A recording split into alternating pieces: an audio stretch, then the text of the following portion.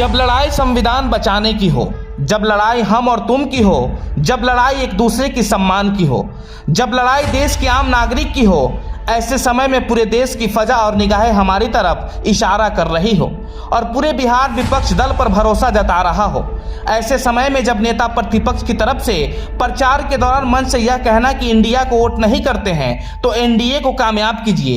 अरे भाई, इधर उधर नहीं, या तो एनडीए या तो इंडिया, या तो एनडीए या तो इंडिया, इधर उधर। उस समय आपके कुछ मुस्लिम नेता और कार्यकर्ता का कहना था कि हमारे नेता तेजस्वी जी का जबान फिसल गया है। फिर देखते देखते कुछ देर बाद ही उसी परिवार से सेम बयान आता है कि बीजेपी और आरजेडी एक ही है। मिस्टर जी, एक सवाल है। पूर्णिया में तेजस्वी यादव ने कहा है साफ तौर पे कि अगर आप इंडिया को वोट नहीं देते हैं तो एनडीए को दीजिए। आखिर क्यों डर रहे हैं इतना?